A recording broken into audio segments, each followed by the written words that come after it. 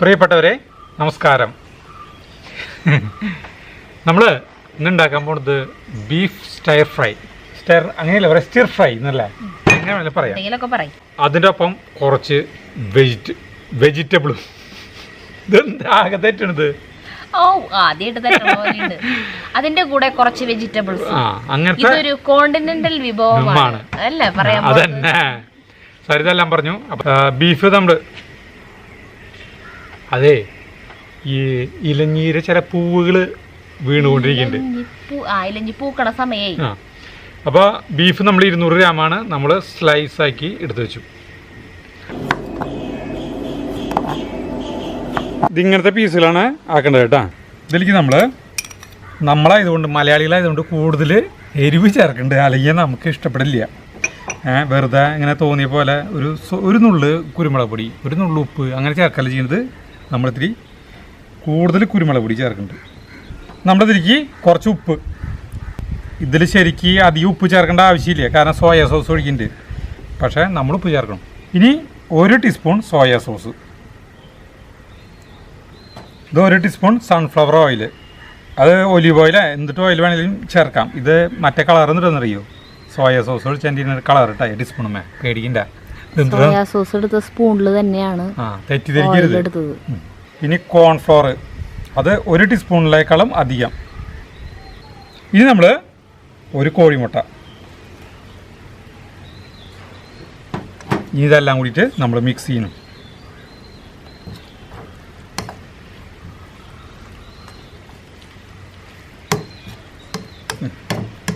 ഒരു 10 മിനിറ്റ് നേരം നമ്മളിതിങ്ങനെ വെക്കണം. അതിന് നമുക്ക് 10 മിനിറ്റ് നേരത്തെ സമയമുണ്ട്. അത് കണ്ട ഇതൊന്ന് പിടിക്കാനായിട്ട് കുറച്ച് നേരം സമയം. അപ്പോൾ ആ സമയം കൊണ്ട് നമുക്ക് കുറച്ച് പച്ചക്കറികൾ വാങ്ങിച്ചിട്ടുണ്ട്, അത് കഷ്ണങ്ങളാക്കാം. ബ്രൊക്കോളി കണ്ട, അത് കഴുകിയതിന് നമ്മളിതിനെ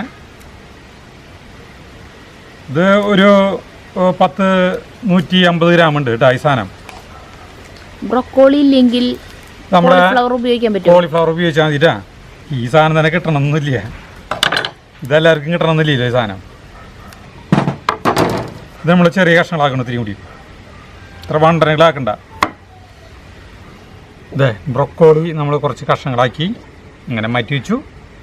ഇനി നമ്മളെടുക്കാൻ പോണത്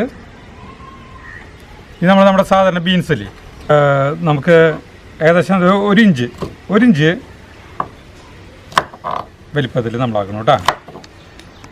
1 ഇഞ്ച് വലിപ്പത്തിലുള്ള ബീൻസ് കഷ്ണങ്ങൾ. ഇനി ഒരു ക്യാരറ്റും ഇതുപോലെ നമ്മൾ 1 ഇഞ്ചിൻ്റെ കഷ്ണങ്ങൾ തന്നെ കേട്ടോ. ക്യാരറ്റ് ഇതേപോലത്തെ തന്നെ കഷ്ണങ്ങൾ കേട്ടോ. ക്യാരറ്റ് നമ്മൾ അരിഞ്ഞ് വെച്ചു. അത് വെച്ച് കഴിഞ്ഞിട്ട് പിന്നെ ഇത് അറിയില്ലേ, നമ്മുടെ ഉള്ളിയുടെ ഇല, ഇതിനെ സ്പ്രിംഗ് ഓണിയൻ, ഇതും ഇതുപോലെ കുറച്ച്.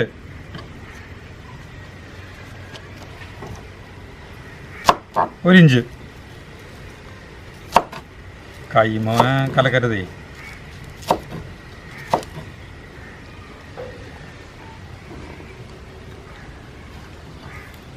ഇനി നമ്മൾ ഭയങ്കര കളറാക്കാൻ വേണ്ടിട്ട് കണ്ട 3 കളറിലെ ക്യാപ്സിക്കം. പച്ച വേണ്ടായിരുന്നു, പച്ച സാധനങ്ങൾ ഇപ്പൊ ഇതിലുണ്ടല്ലോ, ഇഷ്ടം പോലെ ഉണ്ട്. കുഴപ്പമില്ല, കിടന്നോട്ടെ.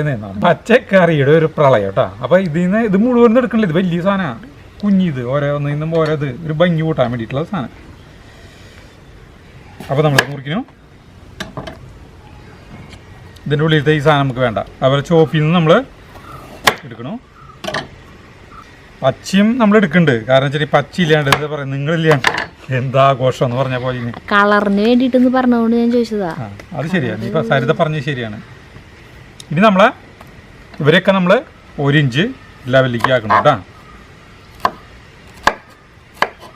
മഞ്ഞ കളറ് ചോപ്പിനെയും നമ്മളിവിടെ പ്രതിഷ്ഠിച്ചു. പച്ച നമ്മൾ 1 കഷ്ണം ഇഞ്ചി, ഒരു 5-6 വെളുത്തുള്ളി ഇതെടുക്കേണ്ടത്. ഇതിനെ കുനു തന്നെ നമ്മൾ അരിയാൻ പോകണം. ഇഞ്ചി നമ്മൾ കുനു തന്നെ അരിയുന്നു കേട്ടോ. തൃശ്ശൂകാരൻ മെയിൻ വർത്താനാണ് കുനുകുന. അത്ര കുനുകുനല്ല, ഇതിന് കുനുകുന ഞാൻ അരിഞ്ഞേ അത്രയ്ക്ക് മതി. ഇനി വെളുത്തുള്ളി ഇതുപോലെ നമ്മൾ കുനുകുനു. വെളുത്തുള്ളി അത്ര ഭയങ്കരമായിട്ട് കുനുകുനു തന്നെ കേട്ടോ. നമ്മൾ ഇങ്ങനെ ആക്കിയാൽ മതി. വെളുത്തുള്ളി ഇഞ്ചി ഇട്ടിരുന്നു കേട്ടോ, ഒരുമിച്ച് ഇടാം. നമ്മൾ 200 ഗ്രാം ഇറച്ചിയിരിക്കുകയാണ്, ഇത്രയ്ക്കധികം പച്ചക്കറികൾ എടുത്തോളൂ കേട്ടോ. അതെ, ഒക്കെ റെഡിയാക്കി കഴിഞ്ഞു. നമുക്ക് ഇതിപ്പോൾ ഒരു 10 മിനിറ്റായി നമുക്കിതിൽ നിന്ന് ഫ്രൈ ചെയ്തെടുക്കാം. നമ്മൾ അടുപ്പ് കത്തിച്ച് നമ്മുടെ കടായി, ചൈനീസ് കടായി വയ്ക്കുന്നു. ഈ കടായി ചൂടായി തുടങ്ങിയിട്ട് അപ്പോൾ എനിക്ക് ഒരു 2-3 ടീസ്പൂൺ ഓയിൽ, സൺഫ്ലവർ ഓയിൽ ഒഴിക്കുന്നു. വെറുതെ തമാശക്ക് എനിക്ക് ആക്കാനൊരു രസം. ഇതേ ഇതിലേക്ക് ഇവിടെ ബീഫ് ഇടുന്നു.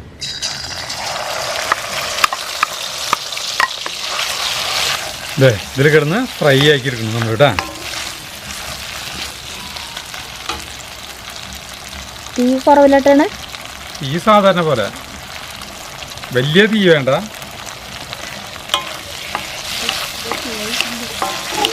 നമ്മള് ജനുവരി മാസം മൊത്തത്തിൽ മോശമായിരുന്നു, വീഡിയോ ഒന്നും നമ്മൾ അധികം ഇട്ടിട്ടില്ല. ജനുവരിയിൽ ആദ്യത്തെ 2 ആഴ്ച എനിക്ക് നല്ല ചുമയൊക്കെ ആയിട്ട് ഇരിപ്പായിരുന്നു കേട്ടാ.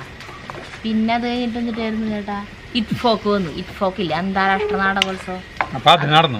ഇനി ഇതവിടെ പിടിച്ച അത് കഴിഞ്ഞിട്ട് പിന്നെ എന്നിട്ടുണ്ടായേ, പിന്നെ ഈ തറവാട്ടമ്പലത്തിലെ തോറ്റപ്പാട്ട്, അത് 2 ദിവസം. അങ്ങനെയൊക്കെ 8 ദിവസങ്ങൾ പോയി. പിന്നെ ഇന്നലെ കല്യാണം.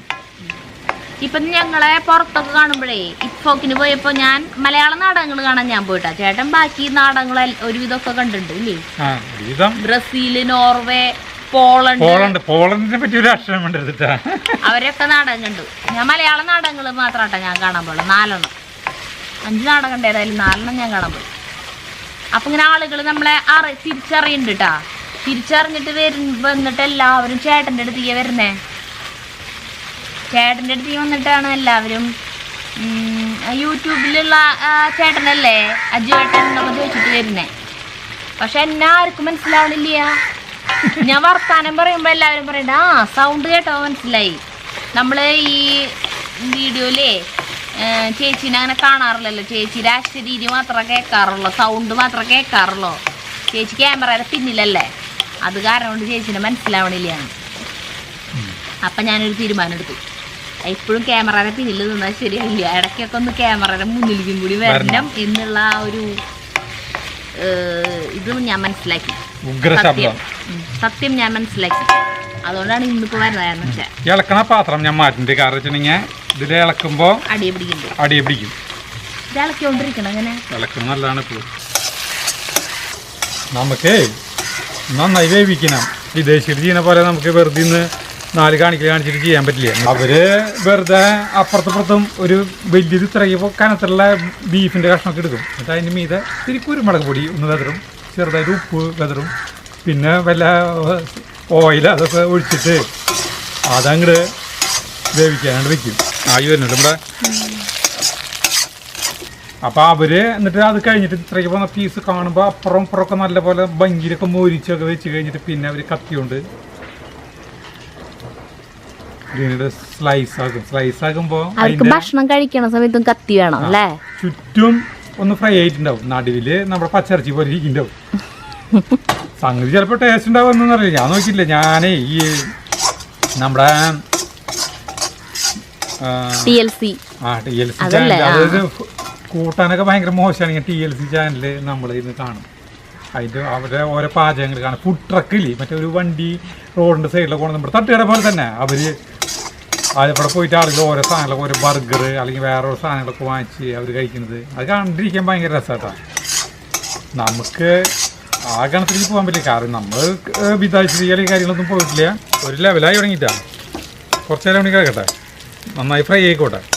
അപ്പോൾ നമ്മുടെ ബീഫ് ഫ്രൈ ആയിട്ടാണ്, നമുക്കിതിനെ എടുക്കാം.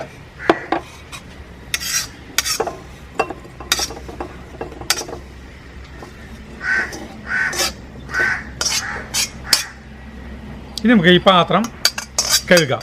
നമ്മൾ ഈ പാത്രം കഴുകി വീണ്ടും അടപ്പത്ത് വെച്ച് വിടാം.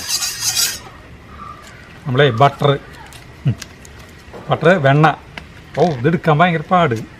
ഫ്രിഡ്ജിലാണായിരുന്നു അല്ല, ഞാൻ അത് ഫ്രിഡ്ജിൽ തന്നെ കീറി കളഞ്ഞു. ബട്ടർ എടുത്തിട്ട് ഇതിൻ്റെ പകുതി 50 ഗ്രാം നമ്മൾ നമ്മുടെ ഈ പാത്രത്തിലേക്ക് നമ്മൾ ഇടുകയാണ് കേട്ടോ. പാത്രത്തിലെ വെള്ളം പറ്റിയ അത് കുഴപ്പമില്ല. കുഴപ്പമില്ലെന്ന് പറയണ വെള്ളം പറ്റണ്ട അപ്പോൾ അതേല് കിടന്നോളൂ. ബട്ടർ അലിഞ്ഞു തുടങ്ങി. ഈ ബട്ടറിലേക്ക് നമ്മുടെ വെളുത്തുള്ളി ഇഞ്ചിയിൽ അരിഞ്ഞത് ആടണ മുഴുവൻ പോകുന്നില്ല. ഇത് ചെറുതായിട്ട് ഭയങ്കരമായിട്ട് മൂക്കില്ല. ഇതൊരു മീഡിയം ലെവലിൽ മൂക്കുമ്പോൾ നമ്മളിതിലേക്ക് ക്യാരറ്റില്ലേ, അരിഞ്ഞ ക്യാരറ്റ്, അത് തീ നൈസായിട്ട് മതി. നമുക്ക് ബീൻസ്,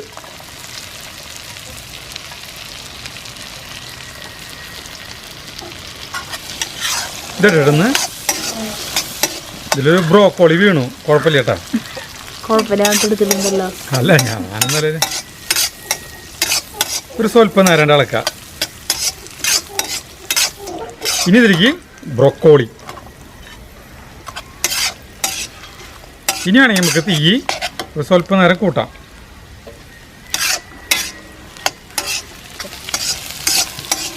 ഒരു മിനിറ്റ് നേരം ഇളക്കി കഴിഞ്ഞിട്ട് നമ്മൾ ഇതിലേക്ക് സ്പ്രിംഗ് ഓണിയൻ ഇടണു.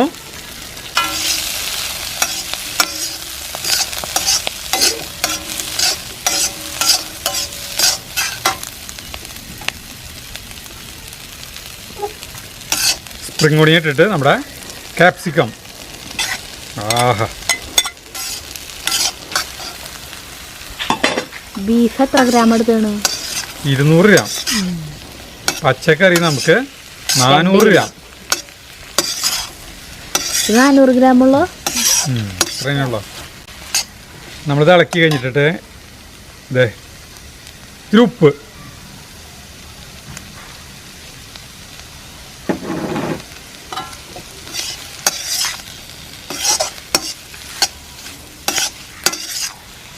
പിന്നെ ഇത്തിരി കുരുമുളക് പൊടി.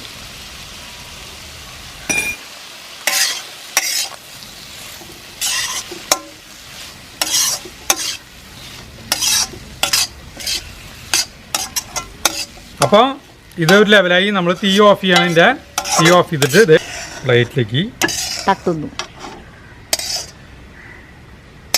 അപ്പോൾ ബീഫിലിട്ട് ഇളക്കില്ലേ? ഇളക്കാൻ പാടില്ല. സൈഡിൽ ബീഫ് സ്റ്റിർ റെഡി ആയിട്ടാ. ഇതിനെന്തുകൊണ്ടാണ് ഈ പേര് പറയാൻ വരാൻ കാരണം? അവര് പറയണ നമ്മള് അത് എന്താ പറയാ, അവര് ഇടയ്ക്കിടയ്ക്ക് പറയണ്ട. ആരാണ് അവർ? ചൈനക്കാരാ മറ്റുള്ളവരൊക്കെ ഇങ്ങനെ പറയണം, നമ്മൾ അങ്ങനെ എടുക്കണം കേട്ടാ. നമുക്കിത് ടേസ്റ്റ് ചെയ്യാം.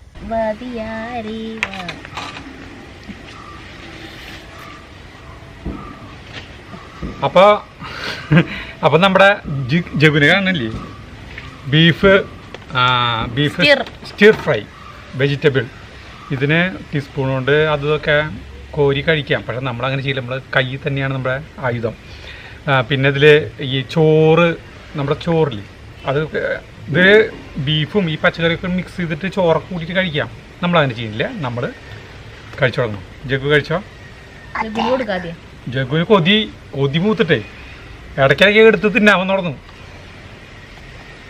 അപ്പൊ ഞാൻ ആദ്യം കഴിച്ചോട്ടെ.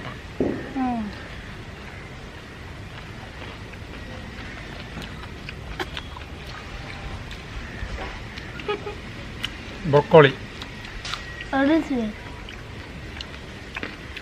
ഉള്ളൊക്കെ പച്ച പോലെ ഇരിക്കണം. ഇറച്ചി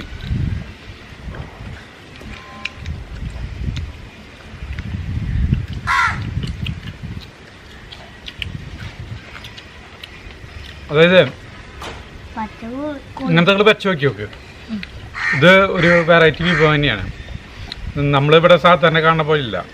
പിന്നെ ഇത് ചൈനീസാണ് ചോദിച്ചു കഴിഞ്ഞാൽ ഇവിടെ ചൈനീസാണ്. അവരുടെ രീതി എന്നല്ല, അതായത് കാണുന്നവർക്ക് ചിലപ്പോൾ ഇത് ഇങ്ങനെ നല്ല ഉണ്ടാക്കാന്നുള്ള അഭിപ്രായം പൊന്തി വന്നേക്കാം.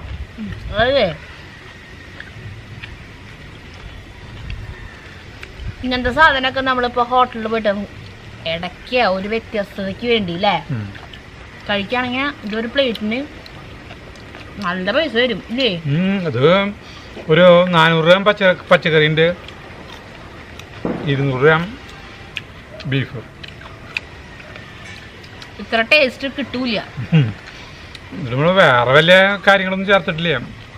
സോയ സോസ് പക്ഷെ നല്ല രസം കേട്ടാ. ഇങ്ങനെ തിന്നെ പറ്റുള്ളൂ, വെറുതെ ചോറൊന്നും കൂട്ടി തിന്നാൻ പറ്റില്ല. ജഗുന ഇഷ്ടായി സാധനം. അപ്പോൾ ഇഷ്ടം പോലെ അലക്കാം സാധനം കേട്ടാ. അപ്പോൾ ആ സാധനം ക്ലിക്കല്ലേ തരുതേ. കഴിയുമ്പോൾ കൊടുക്കാൻ പറ്റില്ലേ? അപ്പോൾ നമ്മുടെ ഈ സാധനം ക്ലിക്കാണ്. നിങ്ങൾക്ക് ഇഷ്ടപ്പെടുന്ന കുട്ടികൾക്ക് വെച്ച് കൊടുക്കുക കേട്ടോ. ജഗുവിനെ കാണുന്നില്ല. അപ്പോൾ ഞങ്ങൾ നിർത്താണ്. ഞങ്ങളിത് കഴിഞ്ഞിട്ട് തിന്നാൻ പോണ ക്യാമറയ്ക്ക് പിന്നിൽ ഞങ്ങൾ ഇന്ന് തിന്നാൻ പോവാണ്. പാട്ട് പാടണ്ട സരിത? ഇതിലേത് പാട്ടാ പാടാ? കോണ്ടിനെന്റൽ പാട്ട് പാടേണ്ടി വരും. അപ്പോൾ വേണ്ടാന്ന് വെച്ചു. അപ്പോൾ ഞങ്ങൾ നിർത്താണ് കേട്ടോ. ഇലഞ്ഞി പൂത്തുണ്ട്. അപ്പം ഞാൻ ഇലഞ്ഞിപ്പൂമാണ് ആ പാട്ട് പാടാൻ ചെയ്തത്. പക്ഷെ അതും കൂടിയിട്ട് ബന്ധമില്ല. അപ്പോൾ നമ്മൾ വീഡിയോയിൽ പാടാട്ടാ. അപ്പോൾ നമ്മൾ നിർത്താണ്. അപ്പോൾ നമുക്ക് അടുത്ത വീഡിയോ കാണുന്നവരെ നന്ദി, നമസ്കാരം.